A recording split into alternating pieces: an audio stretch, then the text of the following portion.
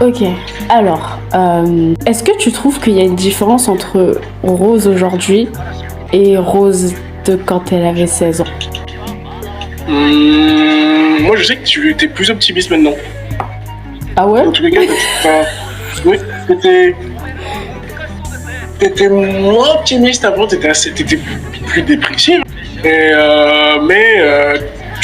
et on voyait que t'avais du mal. T'avais du mal en général.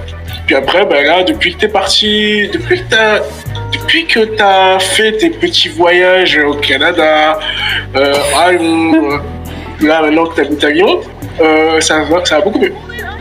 C'est vrai? Ça va beaucoup mieux. Ouais.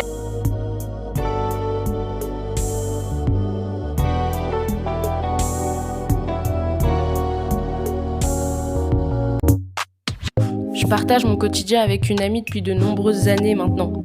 Au départ, je connaissais même pas son prénom. Aucune idée ne m'effleurait quant à la raison pour laquelle elle me poursuivait, pourquoi elle était si attachée à moi et pourquoi je me trouvais incapable de me défaire de sa compagnie.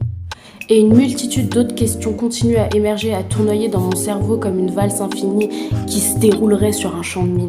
Depuis mon enfance, mes sentiments envers elle ont fleuri sous l'ombre du mépris et de la haine et de la lutte incessante. Et malheureusement, ce sont mes véritables amis qui ont été pris en étau dans ce tumulte. Les périodes de disparition, les tentatives désespérées, les variations extrêmes de poids, les nuits blanches hantées par l'insomnie, les crises d'angoisse déchirantes et même les séjours à l'hôpital ont entraîné un isolement non seulement pour eux, mais aussi pour moi.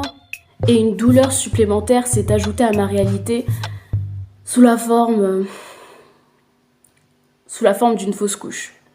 Et cet événement a agi comme un catalyseur. Je vais le faire en off.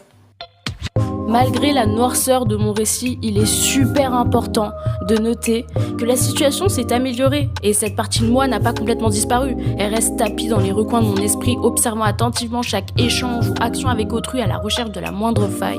Il est clair et net que je parviendrai jamais à m'en débarrasser. Cette certitude est inébranlable. Cependant, je suis plus ou moins parvenue à trouver comment cohabiter avec elle. À une époque, je n'avais pas conscience qu'elle pouvait être étiquetée comme une maladie.